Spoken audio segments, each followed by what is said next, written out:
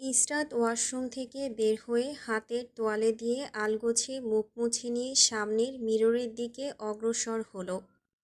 যেতে যেতে কাউচের উপর সামান্য ভেজা তোয়ালেটা রেখে দিল। আয়নার সামনে দাঁড়িয়ে চুলে চিরুনি চালাতে চালাতে একবার চোখ তুলে তাকালো পেছনে দাঁড়িয়ে থাকা জাইনের দিকে। জাইন রুমে প্রবেশ করার পর থেকে এমনই দাঁড়িয়ে আছে। এবার ইসরাত ভ্রু নাচিয়ে জানতে চাইল, কি হয়েছে? খাম্বার মতো দাঁড়িয়ে আছেন কেন? জাইন কথা বলল না। অবিচল দৃষ্টি সামনে স্তম্ভিত রেখে এক পা দুই পা করে এগিয়ে ইসরাতের সন্নিকটে দাঁড়ালো। সম্মুখে প্রশ্নাত্মক চেহারা নিয়ে দাঁড়ানো ইসরাতের কথার উত্তর না দিয়ে আলগোছে বাহু ধরে ওপাশ ফিরিয়ে দিল। গম্ভীর মুখে তখন নমনীয়তা দোলা দিচ্ছে। ব্রাশ করে রাখা চুলগুলো পিঠের উপর থেকে আলগোছে সরিয়ে দিয়ে সামনে সেট করে রাখল। মেয়েলি ঘাড় হতে চোখ তুলে সামনের দর্পণে তাকাতেই প্রতিবিম্বের সাথে চোখাচোখি হলো। পকেট হাতড়ে ব্রুশ ব্র্যান্ডের পেন্ডেন্ট বের করল জাইন। তা ধীরে ধীরে মেয়েলি গলায় পরিয়ে দিয়ে লঘু সুরে উচ্চারণ করল, this pendant is made for you রে।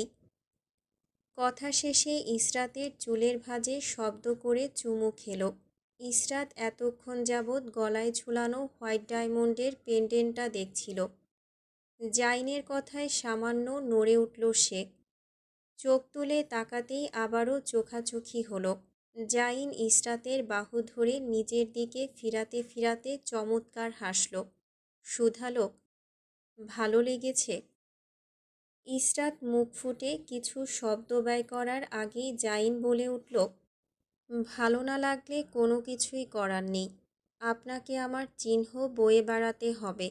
এটা আপনি আমার তার প্রমাণ বহন করবে। জাইন ঝুঁকে ইসরাতের কপালে চুমু খেতে যাবে ইসরাত দুই পা পিছিয়ে গেল। আকস্মিক বাধা দেওয়ার কারণ জাইন খুঁজে পেল না। কপালে সামান্য ভাঁজ ফেলে জানতে চাইল, সমস্যা কি? কথা শেষ করে এগিয়ে আসলো ইসরাতের সম্মুখে। দুই হাতে বাহু চেপে ধরতে যাবে ইসরাত আবারও সরে গেল দূরে। জাইন এবার সামান্য বিরক্ত হলো। শুধালো, ইসরাত, সমস্যা কি বলবেন আমায়? ইসরাত ভ্রুযুগলের মাঝে ভাঁজ ফেলে বলল, আমাকে বলার সুযোগ দিলে তো বলবো। জাইন বুকে আড়াআড়ি হাত বেঁধে শুধালো, আমার স্পর্শ খারাপ লাগছে? ইসরাতের সহজ গলা, জি না। জাইন কপালের মধ্যিখানে ভাঁজ ফেলে। গম্ভীর কণ্ঠে প্রশ্ন করে, অস্বস্তি হচ্ছে?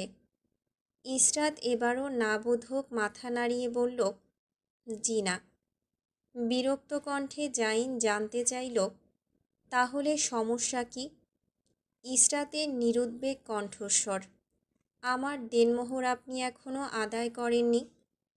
কথা শেষে মেয়েলি কোমল হাত বাড়িয়ে দিল পুরুষালী দেহের সম্মুখে। বলে উঠল, দেনমোহর দিন। জাইন পকেট হাতালো, না, কিছুই নেই। ইসরাতের দিকে তাকিয়ে অসহায় কণ্ঠে বলে উঠল, আগামীকাল দেই। ইসরাত ঠোঁটের কোণে হাসি ফুটিয়ে বলল, এক্ষুনি চাই, দেনমোহর দিন, না হলে স্পর্শ করার অনুমতি দেব না। জাইন শ্বাস ফেলল ইসরাতের পানে দৃষ্টি নিবদ্ধ করে। বিরস কণ্ঠে বলল, দিচ্ছি দেনমোহর। ইসরাত ভ্রু উঁচিয়ে শুধালো, এখন টাকা কোথায় পাবেন আপনি? জাইন ইসরাতের দিকে তেষ্টা চোখে তাকিয়ে গম্ভীর কণ্ঠে বলে ওঠে, আমি তো ফতুর, টাকা পাবো কোথা থেকে? সঠিক আপনার কথা, সত্যিই তো, টাকা পাবো কোথা থেকে? জাইন গালে হাত দিয়ে মেকি ভাবনার ভান করল। ইসরাত জাইনের বাহুতে ঘুষি মেরে বলে উঠল, নাটক কম করুন। জাইন ইসরাতের হাত মুঠিতে চেপে ধরে নাইট স্ট্যান্ডের দিকে পা বাড়ালো। ড্রয়ার খুলে টাকার চেক বের করতে করতে শুধালো, কত টাকা দেনমোহর আপনার?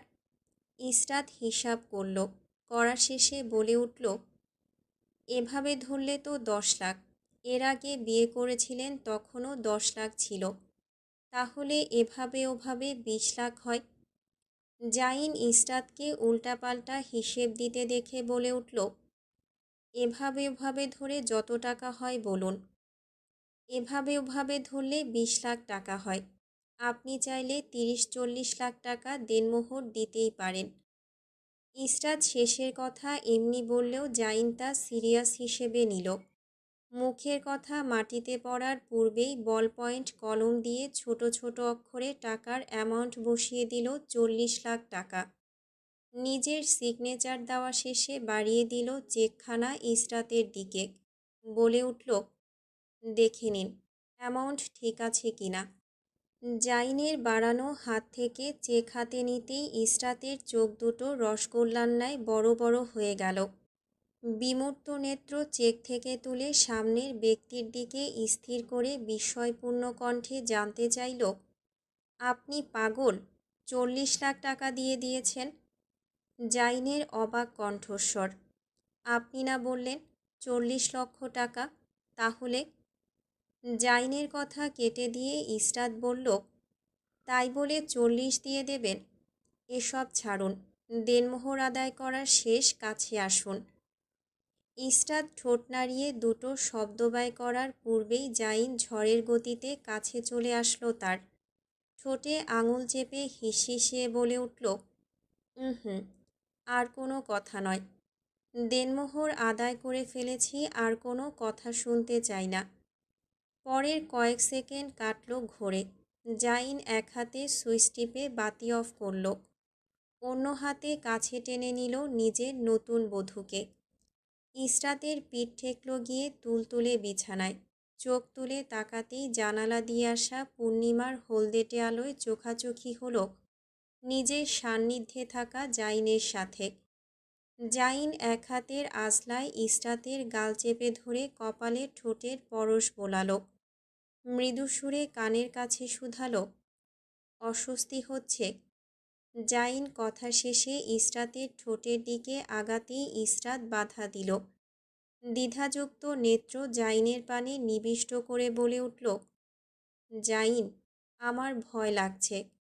জাইন হাসল, বলল, ভয় পাবেন কেন? আমি আছি তো আপনার সাথে। ইসরাত দুই পাশে মাথা নাড়ল।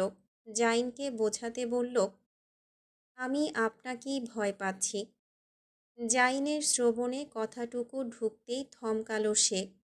বিমূঢ় বিহ্বল কণ্ঠে শুধালো, কেন? আপনি আমায় ভয় পাচ্ছেন কেন ইসরাত? ইসরাত জাইনের দিকে তাকিয়ে শীতল কণ্ঠে বলল, আমার সময় চাই। ইসরাতের ধারণা ছিল তার কথাটুকু শুনতেই জাইন দূরে সরে যাবে, রাগ করে চেঁচামেচি করবে। এমন অবস্থায় থাকলে যে কেউ করত। কিন্তু তাকে অবাক করে দিয়ে জাইনের নমনীয় হাসির স্বর রুমের চার দেয়ালে ঘুরে বেড়ালো। পুরো কণ্ঠে ভেসে আসলো, এটা বলতে এত ভয় পাচ্ছিলেন? ইসরাত দেখল গম্ভীর শুভ্র মুখের লোকটার হাসি তাকিয়ে থেকে, যার হাসির ধমকে চোখের নিচের চামড়া কুঞ্চিত হয়েছে। শুভ্র চেহারার পুরুষালী গাল দুটো টকটক করে উঠছে সময়ের সাথে। জাইন সময় নিয়ে হাসল শব্দ তুলে। ধীরে ধীরে শব্দ কমে আসলো ঠোঁটের কোণ থেকে, হাসির রেশ কমল না। শব্দ করে ইসরাতের গালে চুমু খেল। ইসরাতের দেহ নিজের বুকের উপর টেনে নিয়ে চুলের ভাঁজে শব্দ করে আরেকটা চুমু খেল। ইসরাত জাইনের বাহুবন্ধনীর ভেতর থেকে মাথা তুলে শুধালো, রাগ করেছেন? ইসরাতের প্রশ্নের বিপরীতে জাইন প্রশ্ন করল, আপনার কি মনে হয়? ইসরাত সহজ কণ্ঠে বলে, আপাত দৃষ্টিতে দেখলে মনে হয় রাগ করেননি, কিন্তু একটু ভেতরে গিয়ে খোঁচালে হয়তো জানা যাবে রাগ করেছেন নাকি। ইসরাতের কথায় আবারও হাসল জাইন। ইসরাত বিগলিত গলায় আবার বলল, আপনার জায়গায় অন্য কেউ থাকলে রাগ করত। জাইন এতে সামান্য নারাজ হলো। নিজের ভেতর নারাজি চেপে রেখে বলে উঠল, আমার জায়গায় অন্য কেউ বলতে কি বোঝাতে চাচ্ছেন আপনি? ইসরাত চোখাদৃষ্টি জাইনের দিকে নিবদ্ধ করে বলে, সামান্য এই কথায় পুড়ছেন ব্রো, নট ব্যাড। পিনপতন নীরবতা। গোল চক্রাকারে বসা পরপর চারটে মানুষের ঘন ঘন নিঃশ্বাসের শব্দ শোনা যাচ্ছে বদ্ধ কামরায়। মাঝখানে রাখা মোমের আলোয় দেখা গেল নুসরাত এক হাতে নিজের গাল চেপে ধরে বসে আছে থম মেরে। ইরহাম, আহান, মম একইভাবে সবাই থমকানো নয়নে নুসরাতের দিকে দৃষ্টি দিয়ে তাকিয়ে আছে। সকলেরই মুখে অবাকতার লালিমা পরিলক্ষিত।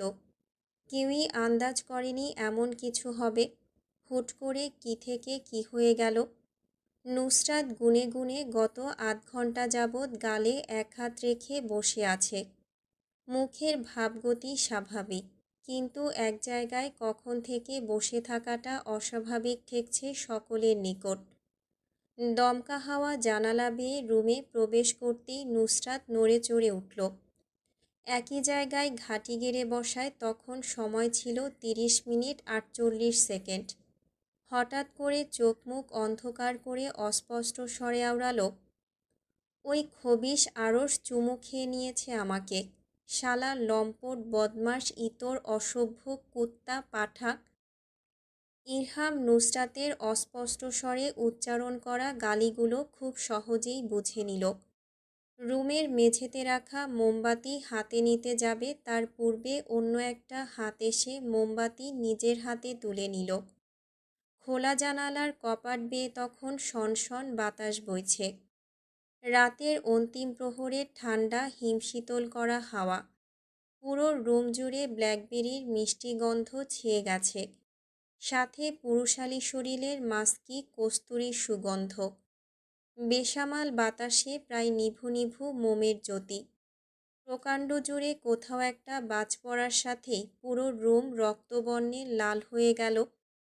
মম চিৎকার করে উঠে যাকে কাছে পেল তাকেই আষ্টে পৃষ্ঠে জড়িয়ে ধরল। আহান নিজের পাশে বসা ইরহামকে জড়িয়ে ধরে বিড়বিড়িয়ে বলল, লা হাওলা লা কুওয়াতা ইল্লা বিল্লাহিল আলিউল আজিম। ঝনঝন শব্দে বৃষ্টি পড়ছে তখন লাগাতার বাহিরে। প্রকাণ্ড জোরের বাজ পড়ার শব্দ ভেদ করে নুসরাতের কানের কাছ দিয়ে বয়ে গেল পুরুষালী লঘুস্বর, জাস্ট একটা চুমু গালে খাওয়ায় আপনি গুনে গুনে 30 মিনিট 48 সেকেন্ড নিশ্চুপ ছিলেন। তাহলে আমার উচিত নয় কি প্রতিদিন 24 ঘন্টায় 48টা করে চুমু খাওয়া? নুসরাত বিরক্তিতে ভ্রু কুঁচকাল, হিসহিসিয়ে বলে উঠল, আর একটা চুমু খাওয়ার ধান্দা করলে ঠোঁট কেটে কাকড়াকে দিয়ে দেব। ও তাই নাকি? আরশ নুসরাতের দিকে কাঁধ বাঁকিয়ে এগিয়ে গিয়ে জিজ্ঞেস করল প্রশ্নটা। নুসরাত গাম্ভীর্যের সাথে বলে উঠল, জি হ্যাঁ তাই। আরশ গাল ঠেলে ঈষৎ বাঁকা হাসল। চোখে মুখে তখন দুষ্টুমি খেলা করছে। নুসরাতের কথা বলার শেষ হতেই আলগোছে দ্বিতীয়বারের মতো গালে চুমু খেল। সন্তর্পণে সরে আসতে আসতে মৃদুস্বরে নুসরাতের কানের নিকট নিজস্ব ভঙ্গিমায় বলে ওঠে, তুমি কিছুই করতে পারবে না নুসরাত নাসির। তোমার উপর আমার সব থেকে বেশি অধিকার। Remember that. You are my wife, legal wedded wife. রিসিপশনের আয়োজনে সকলেই ব্যস্ত। ডেকচির আওয়াজ ভেসে আসছে সৈয়দবাড়ি থেকে দূরে খালি প্লট হতে। নাসির মঞ্জিলের সামনে পার্কিং করে রাখা গাড়িগুলো আজ সরানো হচ্ছে সেখান থেকে। ইভেন্ট ম্যানেজমেন্টের লোকেরা রিসিপশনের ভেন্যু সেট করছে। আর তদারকিতে আছে আরশ, ইরহাম, আহান, এমনকি বর নিজেও। কিছুক্ষণ পরপর শোনা যাচ্ছে নুসরাতের গলা ফাটানো চিৎকার, এভাবে না করে এভাবে করুন বলে শাসাচ্ছে সে। অনেকক্ষণ চিৎকার করে যখন নিজের ইচ্ছা অনুসারে কাজ সম্পাদন করতে পারল না নুসরাত, তখন নিজেই লোকটাকে নিচে নামিয়ে উঠে দাঁড়ালো মইয়ের উপর। সুন্দর মতো কাঁচা ফুলগুলো ডাবল সাইডের টেপ দিয়ে আটকে দিয়ে লাফিয়ে নিচে নেমে এলো। হাত ঝেড়ে বলে উঠল, এভাবে লাগাতে হয় ফুল, বুঝেছ? নুসরাত কথা শেষ করতে পারল না। তার সামনে দাঁড়ানো শটানদেহী আরশ ঝুঁকে আসলো নিচের দিকে। সুগভীর কণ্ঠস্বরে বলে উঠল, না বুঝিনি, বুঝিয়ে বলুন প্লিজ। নুসরাত আরশের কথা কানে তুলল না। এক প্রকার দৌড়ে ওই স্থান থেকে পালালো। বিড়বিড় করল এমনভাবে দূরে দাঁড়ানো ইভেন্ট ম্যানেজমেন্টের ম্যানেজার শুনে ফেলল তার বিড়বিড়িয়ে বলা কথাটুকু।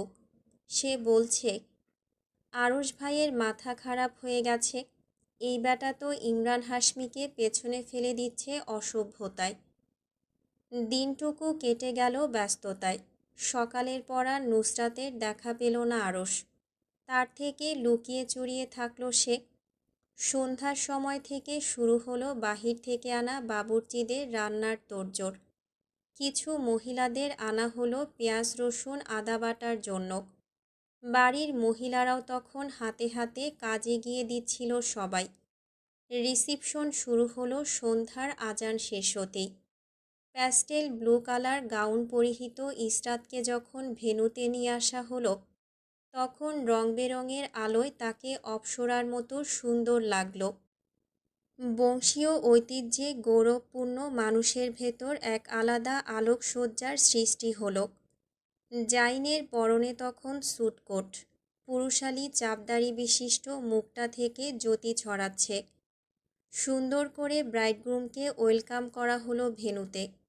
বাফেটে যেমন খাবার সাজানো থাকে, তেমনি একপাশে সুন্দর মতো করে সাজানো হলো খাবার।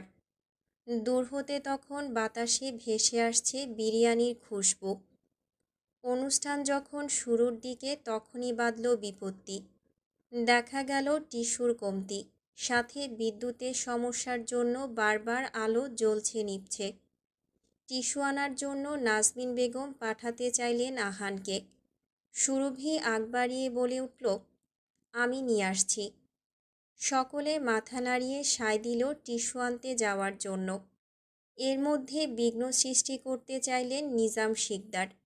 নাতনিকে চোখ রাঙিয়ে বাধা দেওয়ার প্রচেষ্টা করলেন। সুরভি এসবের তোয়াক্কা না করে হেলে দুলে দ্রুত পদক্ষেপে অগ্রসর হলো নাসির মঞ্জিলের উদ্দেশ্যে। রাত ৮টা থেকে বিদ্যুতের সমস্যা দেখা দিয়েছে নাসির মঞ্জিলে। এত জ্বালাতন করছে কেন আজ? তার কারণ কেউই খুঁজে পেল না। নুসরাত মনে করল মেইন সুইচের তারে কোনো সমস্যা দেখা দিয়েছে, তাই নিজেই মেইন সুইচ চেক করতে লেগে পড়ল। ইরহামকে নাসির মঞ্জিলে যাওয়ার কথা বললে সে সাফ সাফ না করে দিল, সে যাবে না। কিন্তু নুসরাতের জোরাজুরিতে হার মেনে যেতে বাধ্য হলো। তারপরও শুনতে হলো নুসরাতের কান ঝাঁঝানো কথা, যা শালা, মেইন সুইচে সমস্যা দেখা দিচ্ছে, স্ক্রুড্রাইভার নিয়ে আয়, পরে ব্লাস্ট হয়ে যাবে। দেখি খুঁটিয়ে মেইন সুইচে কী সমস্যা। ইরহাম নুসরাতকে বোঝাতে পারল না যে মেইন সুইচে কোনো সমস্যা নেই, কিন্তু নুসরাত বুঝতে যেন চায় না। কানে তুলো গুজে বলল, যেতে বলছি না তোকে, যাবি তুই? ইরহাম নাক ছিটকে নাসির মঞ্জিলের ভেতর যেতে যেতে সতর্ক কণ্ঠে আওড়ায়, পণ্ডিতি করবি না একদম, আমি না আসার আগ পর্যন্ত, পরে দেখা যাবে পুরো ভেন্যুর আলো চলে গেছে। নুসরাত অহংকার দেখিয়ে বলে, আমাকে একদম নেগলেক্ট করবি না ইরহাম, আমি সব পারি। এই নুসরাতের বাঁ হাতের খেল কারেন্টের জিনিস ঠিক করা। হ বইন, এটা তো গাড়ির চাকা, তুমি একটা খুলে আরেকটা লাগাই দিলা। নুসরাত বিরক্ত হয়ে খ্যাঁক করে উঠল, বলল, জ্ঞান না ঝেড়ে স্ক্রুড্রাইভার নিয়ে আয়। ইরহাম যেতে যেতে আবারও সতর্কীকরণ দিয়ে গেল, পণ্ডিতি করবি না বলে দিলাম। নুসরাত কি ইরহামের কথা শোনার পাত্রী? সে চোখাদৃষ্টিতে তাকিয়ে মেইন সুইচ লক্ষ্য করল। অনেকক্ষণ যাবৎ লক্ষ্য করল কোমরে হাত দিয়ে। ইরহামের অপেক্ষায় হাঁসফাঁস করল। না, আসলো না ইরহাম। ইরহামকে মেসেজ দিল, সে রিপ্লাইতে বলল, আসতেছি ভাই, পুরো বাড়ি অন্ধকার করে রাখা, আর ওই বুয়ারাও আসর জমাইছে বাড়ির বাহিরে, ওদের পাশ কাটিয়ে যেতে সময় লাগছে। নুসরাত লিখল, তুই ওদের সাথে ফ্ল্যাট শুরু করেছিস সেটা বল। ইরহাম মুখ মোচড় মারার ইমোজি পাঠালো, টাইপিং করল, তোর মতো পাইলি, এরপর আর নুসরাতের মেসেজ দেখল না। মোবাইলের সাইড টিপে বন্ধ করে দিল। ফ্ল্যাশ লাইটটা জ্বালিয়ে ড্রয়িং রুমে সুইচ টিপে লাইট জ্বালালো। ধীর পায়ে অগ্রসর হলো স্টোর রুমে। স্টোর রুমের ভেতর পা রাখতেই সুরভির সাথে চোখাচোখি হলো। কেউ কাউকে বিশেষ পাত্তা না দিয়ে নিজ নিজ কাজে ব্যস্ত হয়ে উঠল। সুরভি দুই হাতে টিস্যু নিয়ে যখনই অগ্রসর হলো সামনের দিকে, তখনই পুরো স্টোর রুম সহ বাড়ি অন্ধকারে ডুবে গেল। হঠাৎ এমন আলো নিভে যাওয়ায় অবাক হলো স্টোর রুমে অবস্থানরত সুরভি। ইরহাম দুই হাতে চুলের মুঠি টেনে ধরে বিড়বিড়িয়ে আওড়ালো, ও আল্লাহ, আমাকে ধৈর্য দাও। ফ্ল্যাশলাইট জ্বালিয়ে দরজার সামনে ইরহাম এগিয়ে যেতেই দেখল দরজা বাহির থেকে আটকানো। হালকা হাতে দরজায় চাপড় মেরে উচালো স্বরে চেঁচিয়ে উঠল, এই, দরজা খোলো, বাহিরে কে? ভেতরে আমি আছি।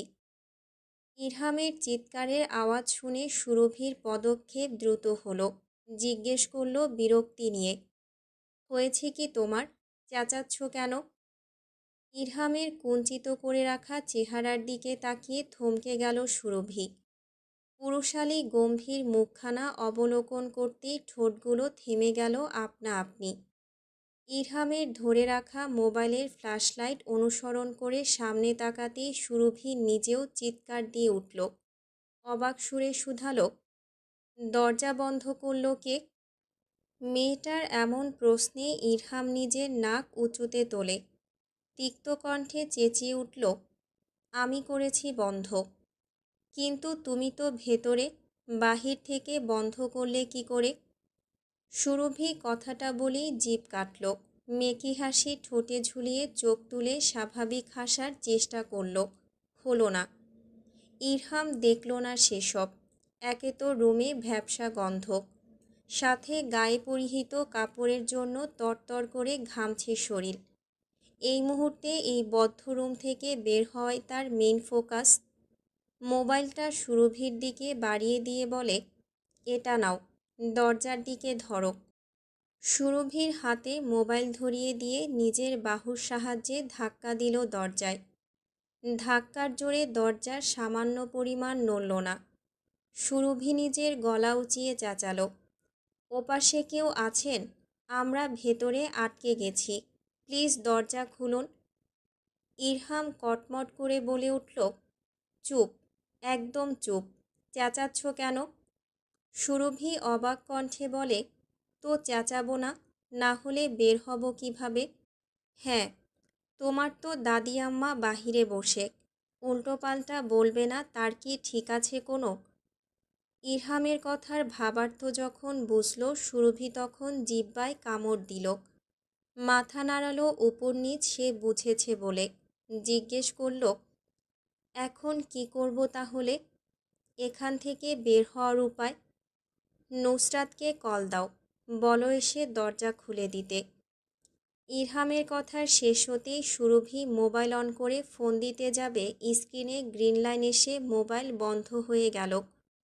ইরহাম বন্ধ দরজায় ধাক্কা দিতে দিতে বিড়বিড় করল, শাওয়ার সব বিপদ আজই হওয়ার ছিল। অন্ধকার ভেন্যুতে চাপা হই হুল্লোড়, চারদিকে মানুষের কথা, চাপা গুঞ্জন। নাসির সাহেব জেনারেটর চালু করার কথা বলতেই একজন বলে উঠল, মেইন সুইচকেও বন্ধ করে দিয়েছে চাচা। গলাটা আরমান শিকদারের। মাহাদি নিজের মোবাইলের ফ্ল্যাশলাইট জ্বালাতেই শাহেদ খান এসে তার পাশে দাঁড়ালেন। কারোর সংস্পর্শ নিজের কাছে উপলব্ধি করতেই ঘাড় বাঁকায় মাহাদি। বাবাকে পাশে দাঁড়াতে দেখে মৃদু হাসির প্রচেষ্টা করল। পরপর আবার বাবার হাত পিঠে অনুভূত হতেই ভ্রু উঁচিয়ে শুধালো, কি হয়েছে পাপা? শাহেদ খানের চোখে নমনীয়তা থাকলেও কণ্ঠস্বরে রুক্ষতা। নিজের বাড়িতে যাবে না? মাহাদি আমতা আমতা করে বলল, হ্যাঁ, যাব তো। কবে? পরপর কঠিন স্বরে ছেলেকে শুধালেন শাহেদ খান। পিঠে তখনও স্নেহের হাত। মাহাদি মাথা নিচের দিকে সামান্য ঝুঁকিয়ে নিয়ে স্বীয় গম্ভীরতা বজায় রাখে। অস্পষ্ট স্বরে উচ্চারণ করে, শীঘ্রই। মাহাদির কথা শেষ হতেই শাহেদ খান জিজ্ঞেস করলেন, শীঘ্রই কবে? এই বাড়িতে ঘাঁটি গেড়েছ নাকি? গত মাসখানেক এখানে থাকছ, এখনও ইচ্ছে শেষ হয়নি? নাকি এই বাড়ির কোনো মেয়েকে বিয়ে করে ঘর জামাই হওয়ার ইচ্ছে পোষণ করেছ? মাহাদি হেসান বাবার রসিকতায় হকচকাল। লজ্জা পেয়ে বাবার কথার বিপরীতে মৃদুস্বরে উত্তর দিল, যাব তো বলেছি। ভদ্রলোক আর মাহাদির কথা শেষ হতেই অনিকা এসে দাঁড়ালো তাদের পাশে। দুই হাতে বাবার গলা জড়িয়ে ধরে বাবার কথায় ঘি ঢালতে ঢালতে বলল, মম মেয়েটার সাথে বিয়ে দিতে পারো। মেয়েটা ভীষণ ভদ্র, দেখতেও কেমন নাদুস নুদুস। আমি তো কয়েকবার দেখলাম উন্দা বিড়ালের মতো মাহাদি আড়ে আড়ে ওই মেয়েকে দেখে। কথা শেষে শুভ্র গায়ের রমণী হেসে উঠল ঠোঁট চেপে।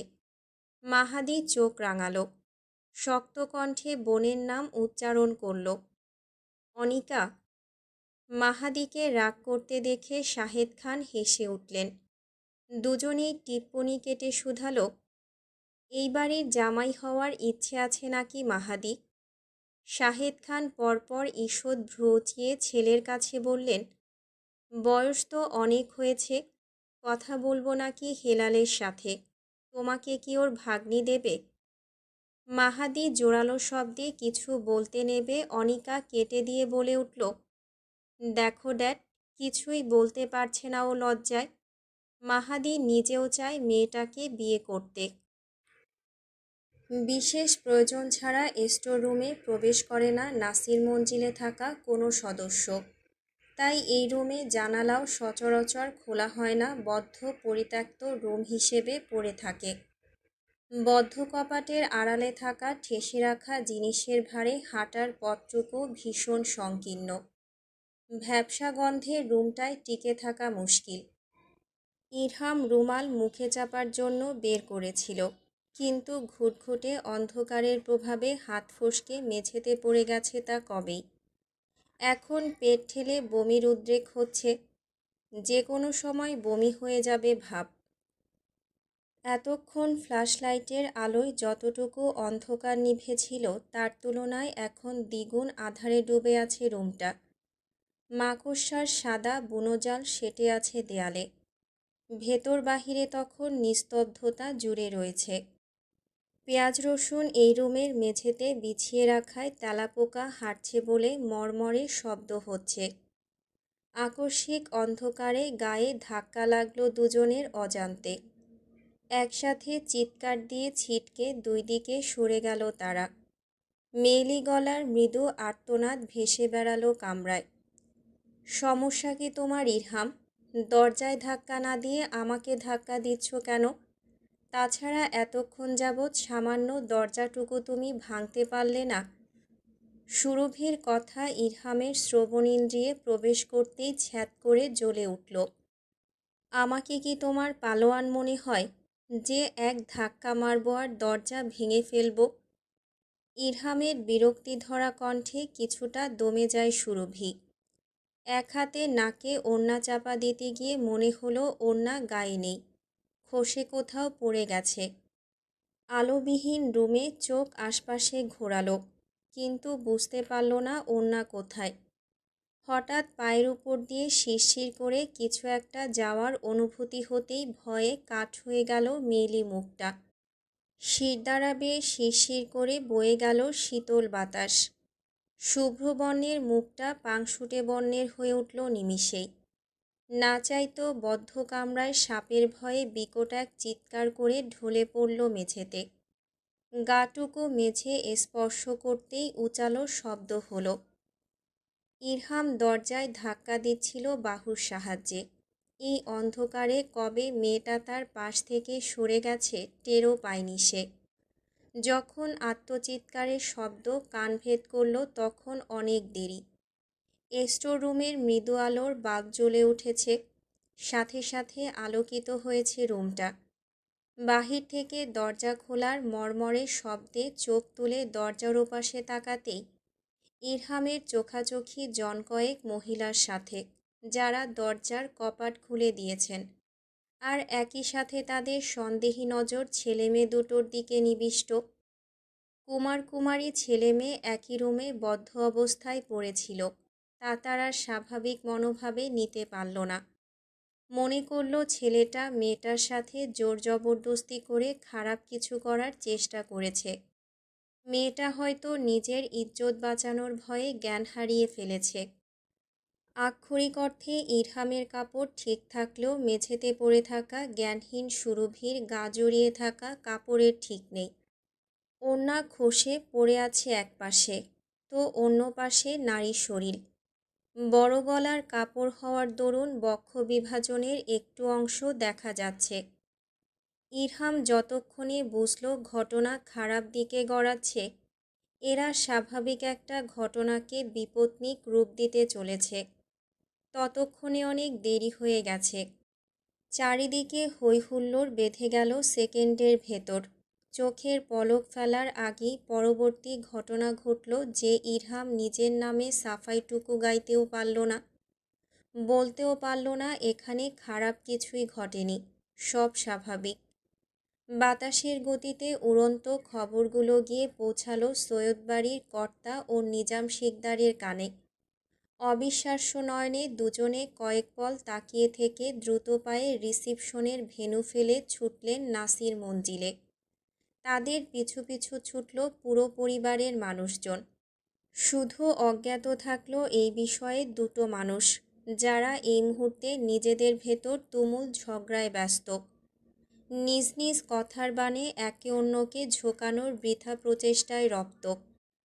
নুসরাতকে মেইন সুইচের সামনে দাঁড়িয়ে টানা হেঁচড়া করতে দেখে আরশ অপ্রকৃতস্থের ন্যায় খেকিয়ে উঠল পেছন থেকে। গলার আওয়াজ ধারালো করে প্রশ্ন ছুড়ল, ওখানে কি করছো তুমি? মেইন সুইচের কাছে কি কাজ তোমার? নুসরাত নিজের মেয়েলি কপালে ভাঁজ ফেলে বলল, মেইন সুইচে সমস্যা দেখা দিয়েছে, তাই আমি ঠিক করছিলাম। হ্যাঁ, ঠিক করার ধরন তো দেখছি, দেখেই বোঝা যাচ্ছে এখানে ঠিক করা হচ্ছে না, কুস্তিগিরি হচ্ছে। নুসরাত ভ্রু চিয়ে শুধায়, অপমান করছেন? আরশ দম্ভের সহিত বলে, আমার এত সাহস কোথায় তোমাকে অপমান করব? আরশের কথায় নুসরাত নাক ফোলালো, দুই হাত বুকে বেঁধে শুধালো, কি চাই? আরশ বিড়বিড়ি আওড়ালো, তোমাকে। নুসরাতের কান পর্যন্ত কথাটুকু পৌঁছালো না। খ্যাক খ্যাক করে জানতে চাইল, কি? কিছু না। আরশ নুসরাতকে মেন সুইচের সামনে থেকে সরিয়ে দিয়ে ফ্ল্যাশলাইট তুলে ধরল সেখানে। তীক্ষ্ণ চোখে পর্যবেক্ষণ শেষে সুইচ টেপে দিল, আর তাতে আবারও চারিদিকে ঝকঝকে আলোয় ভরে উঠল। শুধালো, কোন অশিক্ষিত মেইন সুইচ বন্ধ করেছে? নুসরাত চোখ পাকিয়ে চেঁচিয়ে উঠল, একদম অশিক্ষিত বলবেন না তো। অশিক্ষিতকে অশিক্ষিত বলবো না? একটা মানুষ কতটা মাথা মোটা হলে রিসিপশনের অনুষ্ঠানের মধ্যে মেইন সুইচ বন্ধ করে দেয়? নুসরাত হাত তুলে তেড়ে আসলো আরশের দিকে, কড়মড়িয়ে বলল, অশিক্ষিত হবে আপনার শ্বশুর। আমার শ্বশুর মশাই তো তোর বাপ হয়। নুসরাত থতমত খেয়ে গেল, জিভ কেটে বলে উঠল, নিজেই অশিক্ষিত আর অন্যকে বলে অশিক্ষিত। আরশ কপালে ভাঁজ ফেলে শুধালো, তুমি এমন চেচ্ছ কেন? আমি তো তোমাকে অশিক্ষিত বলিনি, যে মেইন সুইচ অফ করেছে তাকে বলেছি। নুসরাত নিজের কণ্ঠে ধীরতা বজায় রেখে বলে উঠল, তো যে কাউকে আপনি কেন অশিক্ষিত বলবেন? আপনাকে এই সাহস কে দিয়েছে? আরশ ভ্রু ছিয়ে বিদ্রূপ করল নুসরাতকে। নিষ্প্রাণ বলায় মেয়েলি নেত্রে স্থির করে হিসিয়ে জানতে চাইল, তোমার এত ধরছে কেন? ওই অশিক্ষিতটা তো তুমি না। নুসরাত রাগে ফুঁসিয়ে উঠল, দুই হাতে আরশের গলা চেপে ধরার জন্য পা বাড়িয়ে বলে ওঠে, হ্যাঁ, আমি বন্ধ করেছি। তো কি হয়েছে তাতে? আরশ শ্রাগ করল কাঁধ দিয়ে। নুসরাতের দিকে গ্রীবা বাঁকিয়ে সামান্য ঝুঁকে এসে শুধায়, হোয়াট এ কোইন্সিডেন্স। তার মানে ওই অশিক্ষিতটা তুমি? নুসরাত আরশের বারবার অশিক্ষিত বলা কথাটায় খ্যাপার ষাঁড়ের মতো হিসহিসিয়ে উঠল। দুই হাত তুলে থাবা মারার জন্য তেড়ে আরশের দিকে এগিয়ে আসলো। দুজনের ভেতরে তিল পরিমাণ দূরত্ব মিটিয়ে দিয়ে চিৎকার করে বলে, আমি অশিক্ষিত না। পরপর বিড়বিড় করে আরশের শোনার মতো বলল, তুই নিজেই অশিক্ষিত গাধা একটা, পাঠা কোথাকার। আমাকে বলিস আবার অশিক্ষিত?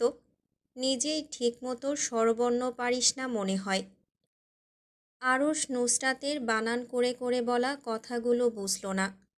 অবাক নেত্র নিবিষ্ট করে শুধালো, কি বললে তুমি? এভাবে বলছো কেন?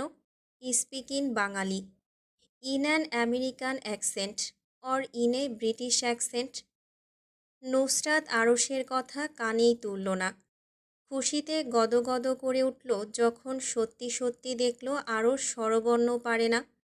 বাংলা সিনেমার মতো তার মনে মৃদুস্বরে গান বাজল, দোলা দিয়ে গেল হৃদয়ে। সামনে দাঁড়ানো স্তম্ভিত আরশকে ভালো করে বাজানোর জন্য এবারও একই পন্থা অবলম্বন করল। তোরা তো অশিক্ষিত, অ ক খ পারিস না, মূর্খ। স্বরবর্ণ ব্যঞ্জনবর্ণ শেখার বয়সে প্রেম করলে তো এসবই হবে, খাইস্টা একটা। নুসরাত কথাগুলো বানান করে করে বলে শেষ করল। সামনে দাঁড়ানো আরশ নুসরাতের কথা কিছুই বুঝল না। সে বলল, স্পষ্ট শুদ্ধ বাংলায় বলো। আসছে আমার নবাবজাদা, ওনার জন্য বাংলায় বলবো। বলবো না বাংলা, এই ভাষায় আমি কথা বলবো। আরশ চেঁচালো, নুসরাত, তুমি ভালো কিছু বলছো না আমি জানি। তো জানলে কি হবে, আমি তো বলবই। আরশ খ্যাপাটে ষাঁড়ের মতো এগিয়ে এসে নুসরাতের দুই বাহু চেপে ধরল। শক্ত কণ্ঠে বলল, বাংলায় বলো। অশিক্ষিত, শিখিসনি কেন বাংলা? পারবো না বাংলা বলতে। আরশ রাগে চোখে মুখে সব অন্ধকার দেখল। কটমটিয়ে বলল, তুমি কি মনে করো আমি বাংলা শব্দের উচ্চারণ করতে পারি না? আমি সব জানি। নুসরাত ভ্রু চেয়ে বাহুব্বা দিল। আবারও বানান করে করে বলল, ভালো, খুব ভালো। চেঙ্গিস খানের বাচ্চা, অশিক্ষিত কোথাকার। তুই স্বরবর্ণ পারিস না, আমি কি করব? আজ থেকে তোর সাথে এভাবেই কথা বলবো। তাহলে আর তুই কিছুই বুঝবি না। নুসরাত কথা শেষ করে গদগদ করে উঠল। নিজেকে বাহবা দিল কিভাবে এই ব্যাটাকে জব্দ করেছে। আরশকে বিদ্রূপ করে নিজ মনে বিড়বিড় করে, শিখিসনি কেন স্বরবর্ণ ব্যঞ্জনবর্ণ? এবার বোঝ ব্যাটা। নুসরাত আর আরশের ঝগড়ার ভেতরে দূর থেকে দৌড়ে আসলো আহান। চিৎকারের আওয়াজ অনেক জোরালো। বারবার উচ্চারণ করছে, সর্বনাশ হয়ে গেছে, সর্বনাশ। নুসরাত ঘাড় বাঁকিয়ে ওদিকে তাকাতে নেবে আরশ নুসরাতের দুই বাহু ছেড়ে দিল। কটমট করে নুসরাতের না বোঝার মতো আওড়ায়, ভাফফানকুলো নুসরাত নাসির, যার অর্থ দাঁড়ায় ফাকিউ নুসরাত নাসির। নুসরাত চোখাদৃষ্টিতে তাকিয়ে প্রশ্নাতীত কণ্ঠে শুধালো, আপনি আমায় গালি দিয়েছেন? কি বলেছেন আপনি? সাহস থাকলে এভাবে বলুন। আরশ ভাব নিয়ে আড়াআড়ি বুকে হাত বেঁধে দাঁড়ায়। নুসরাত দুই হাত পেঁচিয়ে দাঁড়ানো আরশকে টেনে নিজের দিকে ফিরিয়ে বলে, কি বলেছেন? কোন ভাষায় বলেছেন? সাহস থাকলে শুদ্ধ বাংলায় এভাবে বলুন। আরশ ঠোঁট উঁচিয়ে বিদ্রূপ করে হাসল।